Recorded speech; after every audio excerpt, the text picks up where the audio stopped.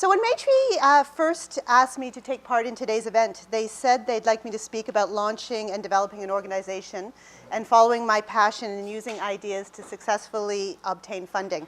But when I looked at the RSVPs, the names on the RSVP list and the organizations that are represented, I imagine all of us in the room have done that to different degrees in our organizations. And so I really welcome the part of the lunch where we all sit at the tables and I get to go around and hear what ideas and experiences you have. And of course, we're already busy looking at the websites of all your organizations to see who funds you and making master lists by which we can learn whether the programs are available. I've launched a lot of organization and projects over the years, though much of what I've learned about running them in the past decade has come from Alan Broadbent, who is, I imagine, well known to all of you in the room from being the chair of Maytree. He's also the chair of Diaspora Dialogues, and he's the chair of the Literary Review of Canada, which is the magazine that Anne referenced I run as well. And it was in late 2004 I was having lunch with Alan, and he said to me, assuming the foundation were willing to fund an initiative that helped spark the voice of writers who were immigrants to Toronto, what would you do? What's needed in this city? And if you want to proceed, have a think, write a proposal, and come back and sit down and have conversation with us about it. And so that's what I did. I went around the city. I had a number of informational sessions with writers and publishers, with community organizations, literary organization venues. I wanted to get a sense of what the current landscape was in the arts and in writing and publishing. Although I'm from Toronto originally, I had been working in New York for the previous 4 years and felt I needed to kind of plug more closely back in. And also to test the idea that was beginning to take shape in my mind about what series of programs would help writers develop both their skills and their ability to connect to new networks and new markets. And so I'd say to people, I'd sit down and say, tell me what you like about the idea so far.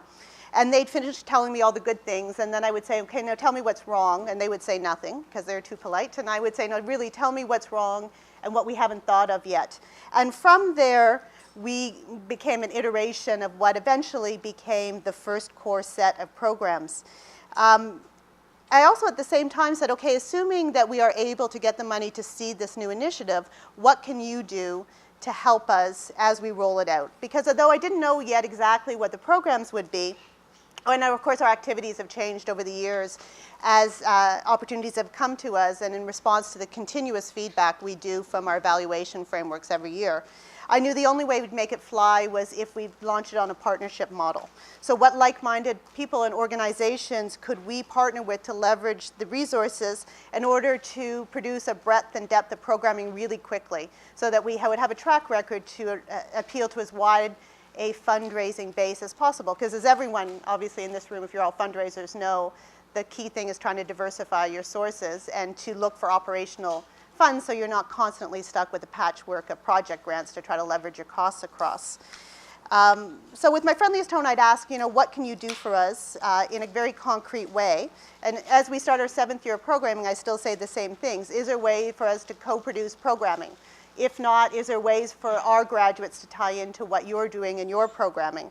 Can you provide marketing support? Can you email newsletters, mails to your databases? Can you put up poster for us of all the inserts that we produce? Can you put them out to your networks? And then, of course, as social media has become more important, we spend a lot of time tweeting and retweeting and friending and linking to all of the partner organizations we possibly can. We ask for donations of space. Will you agree to send information about our programs to your networks? Who will you find are your most responsive media contacts? Given our funds we have available for paid advertising or for print materials, we've always counted very heavily on media coverage to raise awareness of our work, and we do a lot of media outreach every year. We ask for information on what granting programs that we might not know about, whether organizations would write a letter in support of our grants. And in the first couple years in particular, we asked contacts, we would find a contact of a contact of a contact who had written a successful grant application for the program we were targeting. And we'd ask them if we could read their information with the confidential numbers vetted out, but also would they be willing to vet our application. This was particularly important for us because our funding comes across different project streams. We get arts funding, we get diversity capacity funding, we get community access funding, and we get, on the business business side, a lot of funding about publishing that uses business language. And then of course, Trillium, which has a language all of its own. And so we found it was really helpful at the very beginning to get people to help us, at least for the first couple years, as we learned the language in the different sectors. The requests got longer, given the number of organizations we spoke to, but we always also said, what can we do for you in our work? So, not only are we asking, but is there anything we can reciprocate either now or as we move forward? And in all of this, we were striving to create goodwill for the organization, people who who felt they were contributing to building our organization, so then had an emotional stake in helping us succeed. So on to the 5 good ideas that I put on the sheet. I'm sure there are ideas that you already have practiced in your organizations, but I'll talk a little bit about how they rolled out in practice for us. Number 1, learn to tell your story well. Have a 30-second pitch, a 1-page backgrounder, and a business plan at the ready in order to communicate your idea to potential supporters. Because of course, if you can't communicate your idea well right away, you can't enroll others in helping build your organization. The people you're pitching to, of course, are going to hear best in different ways. Some want long explanations. Others want an elevator pitch. People want you to email a backgrounder the minute they ask for it. Other people will only evaluate your seriousness as an organization if you have a full business plan looking out 3 to 5 years. And so we found it important to have always different ways to be able to tell the story and to learn through repeated pitches. We pitch every chance we get in order to be able to evaluate what the best story is to trot out in any given situation. Those of us who are DD have often been, almost all of us, our staff have been writers at one point or another in our own lives. And so we craft really pretty sentences, but had to have learned that those pretty sentences aren't really what you need to be pitching verbally. So in writing, we might say Diaspora Dialogue supports the creation and presentation of new fiction, poetry, and drama by culturally diverse and Aboriginal writers in the greater GTA. Or we might say we're an intercultural, interartistic bridge. But when we talk about it in person, we try to make it much more immediate and personal. We'd say something like we work to develop artists and audiences across a range of backgrounds, and then use that as the springboard by which we launch into examples. We use different short pitches depending on who our audience is, if it's an arts audience, if it's a community-based audience, if it's media, it's quite different. We have short facts and statistics that we can roll out. And we also always have a personal quote or an anecdote from a program participant that highlights the real life impact. We ask for evaluation from every single program participant every year, which is about 150, not including in our youth programs. Then from there, we have our marketing person interview them and get facts of their life story, which allows us to craft individual stories either for our funding and our grant applications or for our media contacts. To get back to Alan Broadbent again, he would say the success of your programs are not only important in how successfully you implement them, also in the benefit that individual participants have in your programs, but more importantly, you always have to remember to tie it back to the societal change that you're trying to bring about. So for example, when we talk about Young Writers from the Edge, which is one of our mentoring programs, we would give stats we think are impressive. So for the first 3 months of the year, we run over 100 workshops across the greater GTA in 5 priority neighborhoods. We engage 200 youth who are often facing socioeconomic challenges. We talk about why it's important to them. So Young Writers from the Edge helps youth develop their writing and communication skills, and through its collaborative nature, their social networking skills. But then we also always tie it back to the social good that we're hoping to contribute to. So our emphasis on cross-cultural mentoring leads to a greater sense of shared experience in space, and thus facilitates a cross-cultural dialogue for this next generation who will soon be shaping our society. So for us, every opportunity we have to pitch for support, to raise awareness of the work, is a fantastic opportunity to continue to craft our message. We tweak it where we can because, of course, if you're saying the same thing over and over again, it doesn't sound fresh to you and it doesn't sound fresh to your audience. But at the same time, we try not to throw out our best words because we are tired of saying them. We just try to mix it up all the time and increase the repertoire. Sorry, Roberto. Number 2, view marketing and fundraising as indivisible activities. Every set of eyes is a potential new supporter. and have the organization's head of fundraising vet all communications and marketing materials. I'll be interested to know, because so many of you in the room are fundraisers, what level of input you have in the materials that your organization crafts. Because of course everybody who reads anything, including your internal communications that go to your program participants, is a potential supporter of your organization with money in time or in-kind resources. And even frankly, your staff is a potential supporter. I mean, for me, my largest single donation I give every year is to Diaspora Dialogues. Other of our staff and our board and our advisory council have given money, although as a policy, we don't ask for money from any of those groups up front. Although once somebody has made a donation, we think they're fair game and we'll go after them for renewals. Fundraising language will always focus on successful outcomes and the societal good or change your organization's programs are helping to bring about. And bringing this structure to every word you produce is time-consuming at first, but we've found it a terrific discipline that stays with us and that has impacted, and particularly in the last 2 years, on our fundraising capabilities. It came about more clear to us last year. We got a capacity grant from the Ontario Arts Council, and for the arts, there was 2 arts people in the room. I think it was a Compass grant. We got this through, but I'm sure this kind of capacity is in any sector, this kind of grant. And working with the consultant, she reviewed all of our materials, publicity materials, marketing materials, communications materials, media materials, and she did obvious things like create a case for, I mean, you're all fundraiser, create a case for support, cultivation strategies, recognition levels, benefit policies. But more importantly, she walked me through the creation of 2 major pieces of communications, a book and a fundraising materials. And iteration by iteration explained to me how to write it from fundraising eyes. And so, you know, whoever is responsible in your organization, which is most of you, again, I'll be interested to hear how much input you have in the communications materials that your organization produces. Number 3, tend to your relationships. Again, as fundraisers, you know the act of fundraising is the act of relationship building. And woo organizational partners to extend capacity, ruthlessly evaluating those partnerships every year to renew or retire.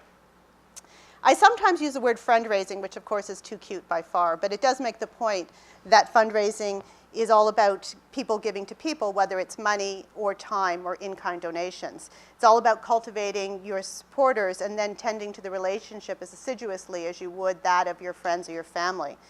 As I mentioned earlier, we funded DD on a partnership model, so we partner with festivals and organizations to produce programming, so Nuit Blanche, Word on the Street, Doors Open, Harbourfront, libraries, community centers, theaters. We expect them to provide free venue costs, we expect them to provide shared marketing costs, and sometimes shared programming costs. Where possible, we will split the programming costs. We also work with publishers to present their author and expect them to pick up some of the tab. Essentially a wide variety of different organizations who benefit from our programming as we benefit from their support. We also have a staff meeting every 2 weeks in which we review our programming and our activities, and after every program completion, we evaluate what we consider the effectiveness of our partnerships in delivering that program. We ask every partner and every participant in every program every year to fill out an evaluation form, and then we pick a rotating list of a certain amount every year to interview for feedback. Of course, we use those quotes in all of our fundraising and granting materials. Between our evaluations and theirs, we decide whether we're going to continue the relationship or not, whether we're going to put in place a probationary period. Because, of course, you don't want to pull out of something you spent a long time building if there's a possibility of continuing to revive it, but you also don't want to continue to spend time on a relationship that's no longer delivering its benefit. And for example, we worked in Malvern on some of the youth work from the very beginning for the first 6 years. And this year is the first year we're not, because we felt in the last 2, it was beginning, our engagement of our partners in the neighborhood were beginning to lessen, in part because in those 6 years, other programs had taken place and taken root, and we weren't needed in the same way in the community. So after consultation over a year and a half, we moved those resources to another community, always with the understanding we would go back in if the willingness of the community partners were there to do that. We're also, given our focus on cultural diversity, we're always really careful about trying to evaluate if the partner is interested in diversity at a fundamental level and they're not just checking a box, especially on the arts side in terms of programming. And whether, if they are, we can continue to have any kind of impact on their operating culture in the medium to long term. And if not, then we retire those relationships and move to a partner we think does. Number 4, maximize the usefulness of your board or your advisory councils and minimize the management time they require. They're in place to serve the CEO and the organization and not the other way around. And again, this was a lesson from the chair of my board, because if you're constantly worrying after board meeting whether it went well, then chances are that you're serving the board rather than offering them opportunities to find concrete ways to be more valuable to the organization. Now, obviously, if you're running an organization, you do report to a board, they hire you and they fire you. But if it's only about reporting, it can take up far too much management time. And obviously, some boards are more activist than others, whether that's in fundraising or program design or program delivery. Other boards are just much more governance-based. So working with your board chair in advance to ascertain what the expectations and obligations of both the directors and the CEO are really important. And obviously, when in advance of a board meeting, sending out your board materials the week before, I always find it useful to have 2 to 3 clear objectives in mind I want to ask for their input on, whether that's fundraising or elsewhere, in the meeting, so that at the end of the 90 minutes, everyone can feel that they've had a clear way to contribute, and not that it's been a waste of their time or yours, and that you're fully leveraging the knowledge and contacts that are around the table.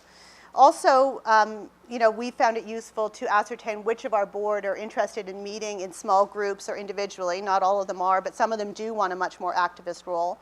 Who's willing to help fundraise, either by writing a letter of introduction, co-signing an appeal, picking up a telephone call and making fundraising contacts, coming to a pitch session, or doing a follow-up thank you to the people who have given you grants, either in person or in the phone. People have different ways and different comfort zones about fundraising. And once that's ascertained on a monthly level, obviously you're all fundraisers, you keep a list and follow up. It's easier if you're a fundraising manager and not the CEO, because your relationship to the board directors is usually a little less direct, and as a consequence, you can be more direct in your follow-ups than the manager can sometimes be. The last one under 5 good ideas is provide every member of your staff with fundraising 101 training, and involve them at some level in the fundraising process. And I mean everyone on the staff, even part-timers. Show how their work impacts on, and it's impacted by the organization's ability to raise money and sustain itself. When we hired the fundraising consultant last year, we also bought some of her time to do 2 all-staff training sessions, one before a large reception, where a lot of our funders and potential new funders were coming, and one afterwards to debrief. And outside of me, most of the people at DD don't have fundraising experience, and so they were nervous about what they might say wrong at the event, or what opportunities they might not help realize because they didn't have the skills to recognize them as they came by. And let's face it, fundraising can be intimidating. It can be frustrating and tiring, and even sometimes when I've told our story too often, I don't want to do it again. And I've been pitching for 20 years. So people, you can understand why, for somebody who has no experience fundraising, the idea of being responsible for the opportunity or not to raise money is really intimidating. And demystifying the process can lessen that intimidation. It can show them what little steps it can do to help, and at what point that they feel they need to hand over the conversation to somebody who's actually responsible for it. For our event, we went through the RSVP list and identified which funders, potential new funders, and media that each of the staff should access based on what their job descriptions were. And all of them Googled every single people on their list, so they had a visual image of who they were, like you did to me today. Because there's nothing more, intimidating than staring at someone's chest, in a cocktail reception when you're trying to especially when you're intimidated by it. And then we made it fun, and afterwards we had a debrief luncheon that went on for several hours and worked through every conversation they'd had. We'd practice conversations up front too. And because of that, now all the staff are really interested in fundraising in a way that they weren't before. And we share the populating of the cultivation and stewardship databases and the communications materials in terms of sending it out. So now on to resources. I think I'm okay. For this, I listed, the resources I picked all have to do with philanthropy and granting, and given the percentage of you guys in the room that do fundraising. I'm sure you know them all. Because at the end of the day, you do need friends and you do need partners and you need supporters, but you mostly need money in order to keep in business.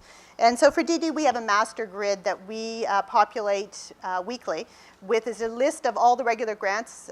There's more than 20 grants we apply for every year, not including new pitches. And so it's a list of all the ones that we do, the ones we've researched that we know, the specifics that we apply, that we are eligible for, and then all of our reporting deadlines and our reporting requirements are all same in the same grid, so we don't miss our reporting deadlines. Then we also have a cultivation tracking form that lists all possible sources of new funding, including government, corporate, foundation, and major gift individuals. And we troll for information to put on that, like we're trolling your databases. We troll lists of, go through arts organizations and we look for their supporters pages and we make lists of those and they all go into the file. And then when there's some time, people start to research and see what we might be eligible for or not. We keep contacts and next steps. We cut articles out from the paper about who's funding what, if there's new funding announcements, and it all goes into the form. We also have a communications grid that on a yearly basis determines what communications materials go to what current funder or potential new funder, just on a kind of 12-month status, and that way once it's up and on the shared drive, people can any of the staff that's responsible for whatever know who to send it out to. And we have a stewardship form and a tracking form because it's always, of course, as you guys know, easier to get money from somebody you've gotten money from before than to cultivate a new donor. I found it's important to not only look at what funds are available, but to understand better what criteria donors take into account in their decision making. I've met individually with every organization that's ever funded us, either provincially, federally, or municipally, to both before the application, I always meet with them before, and then after, if we're successful, in order to find out what appealed about us and about our applications. I found it harder to get people who decline you to meet with you. I guess they don't want to look you in the eyes, although government has to respond by phone, and of course in public foundations I found, it's just private foundations I find often don't want to give you feedback if they've turned you down.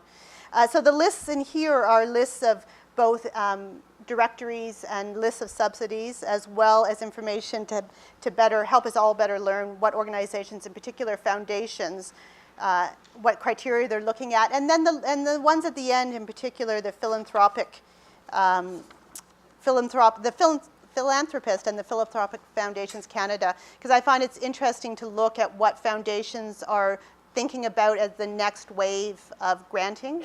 Because if you understand what they're looking at kind of 3 to 5 years out, then you can start to tailor your programs and your approaches so that you're not reactive to changes in funding guidelines, but that it works very holistically with where your programs are.